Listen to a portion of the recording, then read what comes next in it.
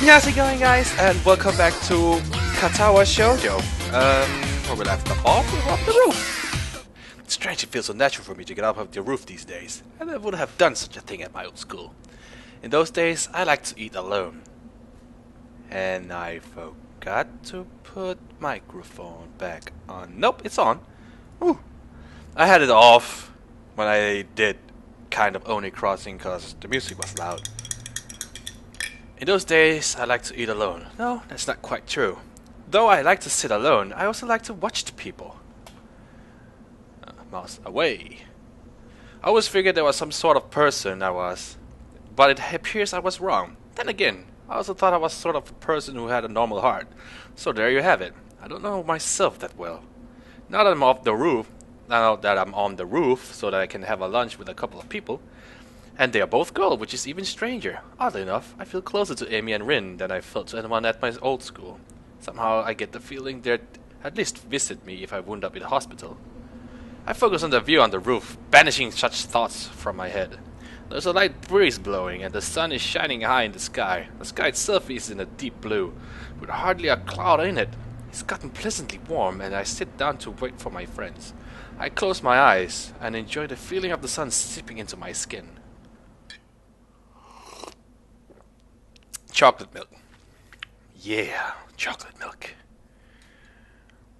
Oh shit, I'm dripping all over my glass bar. Voices intrude upon the edge of hearing.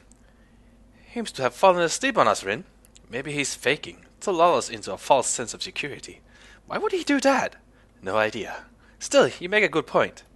We should kick him or something to make sure he's really asleep. Huh? What? Emi looms over me with a short girl can, peering at me intently. Oh, you're awake! I guess we don't have to kick you then. Was it part of your master plan? What are you talking about?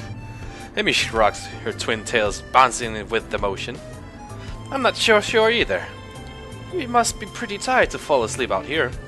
Although it's pretty comfortable, I suppose. She plops down next to me and begins to eat. Rin sits opposite to the two of us, a move which only makes me more aware of the girl sitting next to me. If I didn't know any better, I swear Rin did it on purpose. I concentrate on my food, trying to tune out the majority of the conversation that Rin and Emi are having. Despite my best efforts, however, I still find myself glancing over Emi's whenever she speaks. I notice how she purses her lips when she's thinking about something, squinting slightly as if she would improve her thinking ability.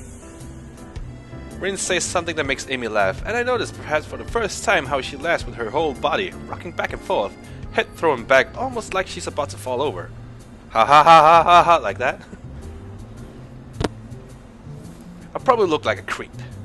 It's about time that I realize Amy's looking at me, her voice raised slightly, so as she's probably just asking me a question. Huh? Sorry, I kinda zoned out there for a moment there. Amy rolls her eyes while a slight quirk in her eyebrow is the only sign that Rin's even paying attention. I said, did you get a career survey in your class too? You know, one of those what you want to do after high school things?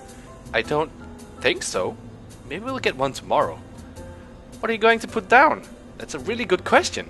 Well, I guess I always figured I'd go to college after high school, but I have no idea what I'd do once I got there.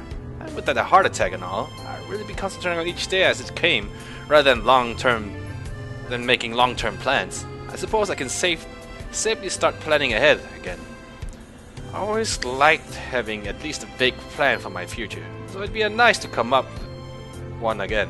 Of course, it doesn't change the fact that right now I got absolutely no clue. I always kinda assumed I'd figure out in college. That or just become a salaryman. That's pretty popular. But do I really want to? It's a tough decision. I guess I don't really want to do anything. You don't sound very excited about that one, do you? She laughs as she says this, and I'm caught up in her laugh again. It's so girlish, high and giggly, like a, well, pardon the cliche, like a babbling brook. Well, I haven't heard that before, so is that a cliche? It bubbles out of her, starting in her belly and working its way up to her throat. I can't help but laugh myself. It's infectious. Yeah, I guess I'm pretty unhappy with this salaryman idea. But to be honest, I haven't given much thought to the future recently. I suppose that these days I'd be more concerned with living one day at a time. Emi considers this for a moment and grins. What did I press? That's a pretty good idea, Hisao. I just wrote down pirate. I'm momentarily stunned. Then I start laughing. I stop myself as I manage to gasp out a question. You're not actually serious, are you? Emi looks Emi looks mock offended. Well, I got the legs for it already, so I just gotta pick it. Oh, she makes fun of herself because she has no legs. So she, yeah, I don't know. Become a pirate because I have no legs. Imagine how, like, job career. So, what's so perfect about you? I have no legs. Pirate! Rin seems amused by this. Just you wait. I'll be the terror of the high seas. I'll show you all. I've even been working on my pirate voice. She suddenly springs up and begins swaggering up and down the rooftop, shouting orders. Yar, me hearties! Give me a broadside with the long guns! We'll wear their guts for garters! Do you even know what that means? Rin's unexpected interruption stops Emi in her tracks. Not really. Well, it's all in the delivery. The ringing of the bell prevents her from demonstrating her part further. Emi dashes off immediately, leaving Rin and myself along the roof. Rin stares at me intently for a few moments. Is there something wrong? Rin considers the question closely for a moment. After a lengthy pause, she shakes her head. Nope. Oh, why the staring then? Rin shakes her head again. Nope. I don't get it. Get what? The staring thing. You two seem to, but I don't. Great. She saw me staring. Now she probably thinks I'm a pervert or something. Actually, probably not. This is Rin we're talking about after all. Still, I feel the need to defend myself. I wasn't staring. I was just tired. Rin actually snorts at this, but she doesn't say anything. No, really. I was just distracted is all. Eager to end this conversation, I head back down to their class. There really is no difference. It would seem no one has noticed that I got a haircut, because I always pull my head back like that. It doesn't make much of a difference, except there's not so much hair on the sides. And it my face looks bigger for some reason. I'm greeted by the twin specters of Shizune and Misha, looking like they mean business. Well, Shizune looks like she means business anyway. Misha just looks like she's about to start laughing at any minute. Up on the roof again, up on the roof again, Hichan. You know, that's dangerous, don't you? What's so dangerous about being on a rooftop? That's right! The school cannot be held responsible for any injury that comes up from being up there, you know. Furthermore, we could report you for breaking the rules.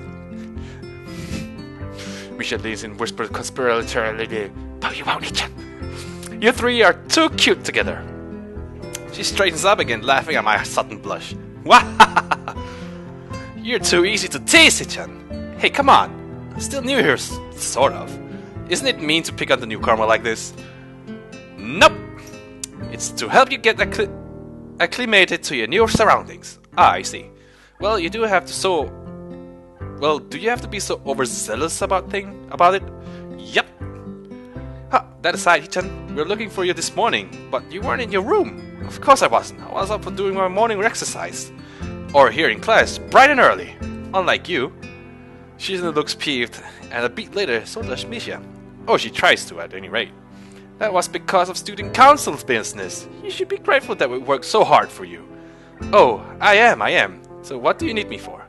Not another attempt to rope me into that dirty work, I hope. I had to give you something, but since you weren't around, we dropped it off in your room. Something like what? Oh, you'll find out when you get back, Hichan. Muto entering the room ends our conversation. We all head to our seats. It's only after I settled down at my desk that the teacher started talking about something or other that something odd strikes me. What did Rin mean you two seem to? Was Emi staring at something too? For a brief moment I considered the possibility that Emi was staring at me the way I was staring at her. Press wrong button again. What the hell is that button? Oh, it's a fast forward button. In case okay, good thing it doesn't do with text I haven't read before. Of course, that's ridiculous. Still, I can't deny that I wouldn't mind if they were true. But it's best not to think of it. Now I can't read properly. No need to get my hopes up. Come to think of it, when did I start having hopes like that anyway? I shake my head in an attempt to clear it and focus on the lesson. After class, I make my way to my room. Muto's really piled up in the war homework today. Before I can open my door, however, I am suddenly intercepted by Kenji, who was just exploded out of his own room in a flurry of papers. Hey, we need to talk. These rooftop shenanigans of yours, man. They gotta stop. What? You're running around a rooftop with the limbless wonders. Dear woman, man, you'll get yourself killed running around like that. I don't follow. Kenji sighs and adjusts his glasses before what could be understood as an attempt at explaining himself patiently. Look, we're friends, so I'm telling you, this is for your own good. But if I were going to kill someone, I'd do it by throwing them off the roof and making it look like an accident. And if I thought of it, you can be sure they've thought of it too. They're crafty, almost as crafty as I am. I see. Good. I'm glad we had this chat.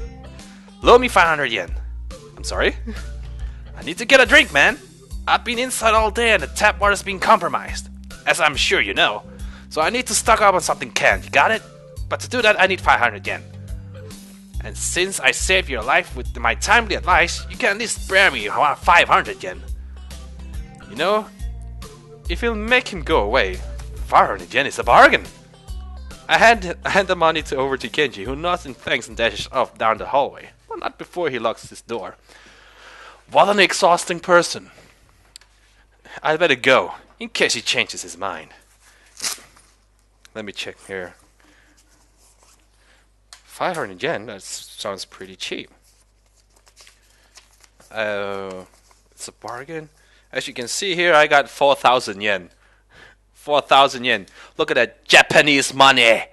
Look at them Japanese 4,000 yen. Not very much, but something. It's my leftover money from my trip from Japan, close to 2 years ago. In December, so 1.5 years ago, perhaps. The closest. As I close the door, my heel taps against something lying on the floor. It's a brightly colored rectangle of paper. Ah, this must be the something Misha mentioned before. Probably a student council leaflet she slid under the door. However, when I pick it up, I find that I couldn't have been more wrong. Someone actually wrote me an old-fashioned handwritten paper letter. Who bothers doing something like that the day and age anyway? Yet, as unlikely the prospect of receiving one sounds, this is definitely a letter I have in my hands. I was planning on finishing my homework, getting some dinner, and going to bed in order to be ready for tomorrow's run. However, the letter has naturally caught my interest. I sit by my desk to examine it properly. It's the first piece of mail I've received here in Yamaku, so it'll feel special even if it wasn't something as rare as a handwritten letter. What causes me to even trepidation of the name of the sender written neatly on the back of the envelope? Iwanako.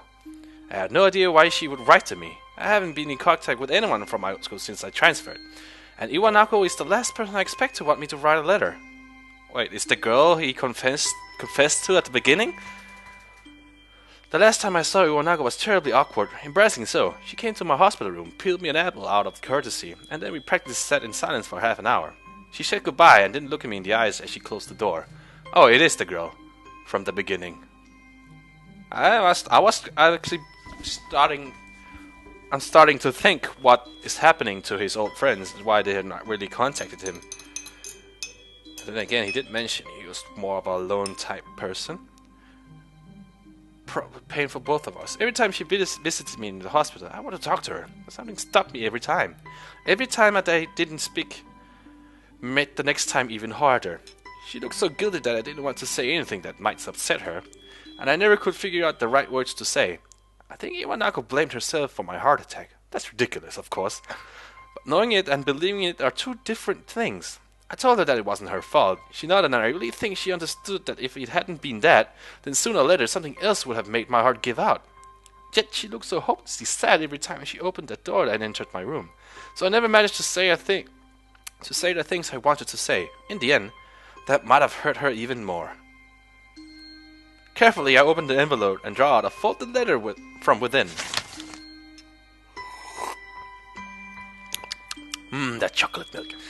Dear Hisao, how are you? I hope you are well and happy at your new school. Everyone here misses you. Almost all of our second year class got put together in class 31 for the final year, so we are pretty comfortable right from the beginning of the year. I'm sure you would have been assigned to this class as well. The mood among the third years seems to be very anxious about the final exams. Even though they had so far away, the teachers are badgering us about it all the time. Even Mr. Old Tachibana, who is, by the way, our homeroom teacher this year, would you believe it? I was sure that he'd retire after our second year, but here he is, nagging everyone about studying for exams. I think things like that are the main reason why the mood among the third years is so nervous. I must admit that I somehow losing confidence in myself as well, even though I'm always fared reasonably well in my exams.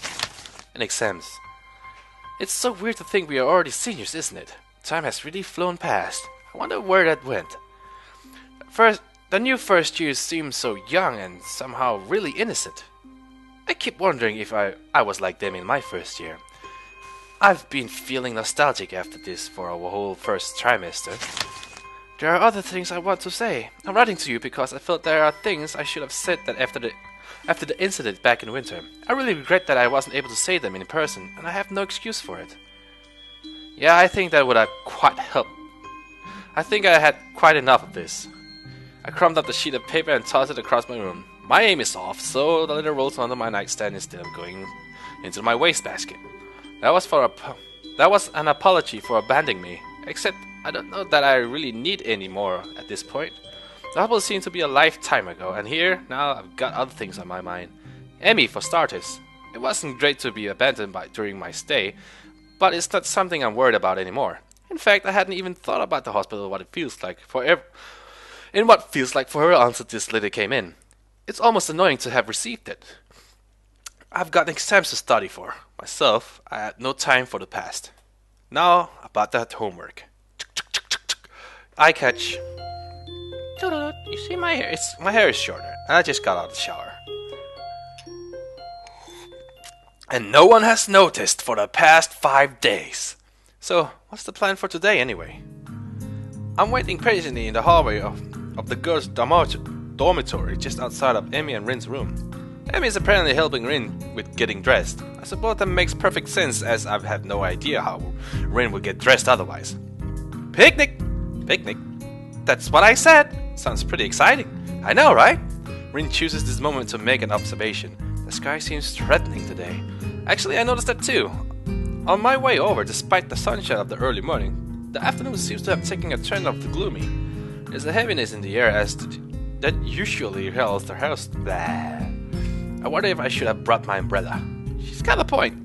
Emi, you sure that you still want to risk getting caught in the rain? I don't even know why I'm bothering asking.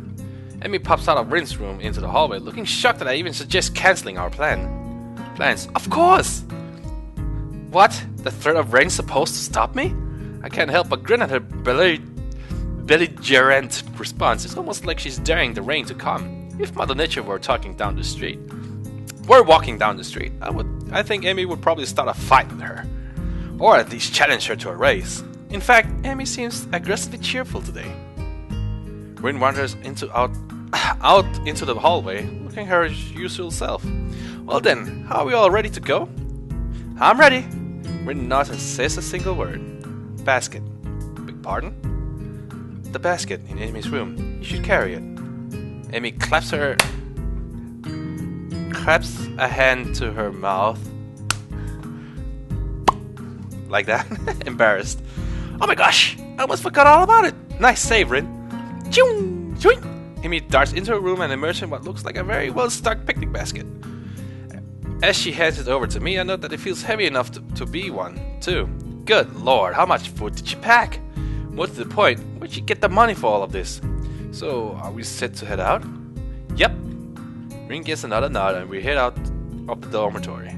I can't help but frown when I notice how grey the sky has gotten in the 10 minutes I was inside. Still, Emi doesn't seem concerned by such pretty concerns as the color of the sky. She's positively skipping as we walk. Which reminds me, where are we going? This brings Emi up short that she shoots me an embarrassed look. You know, I hadn't really thought of that. What do you think, Hisao? Well, there's the spot where where we ate at the festival, but it might be nice to leave the campus for a while, however, I'm not so sure if there's any good places to do in that town.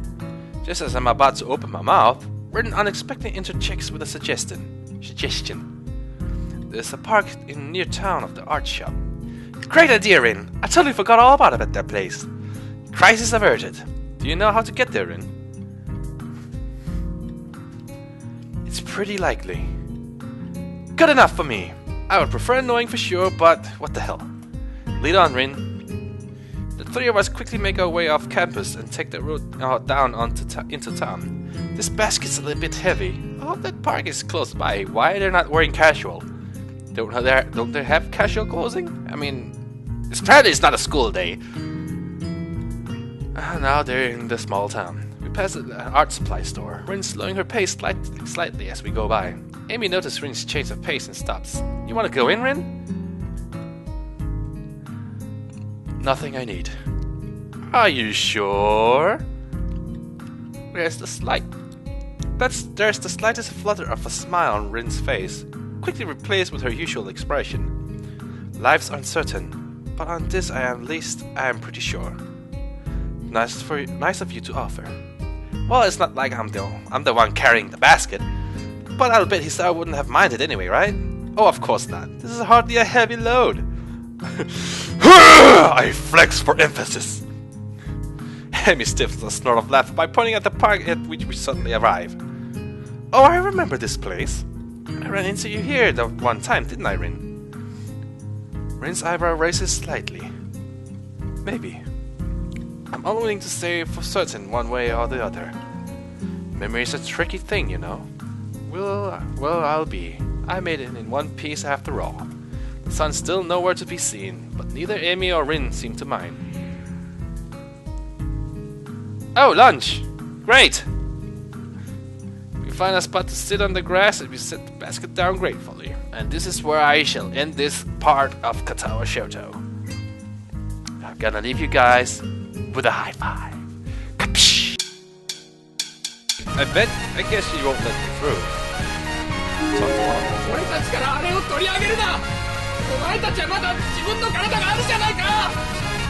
Huh? What are you talking about?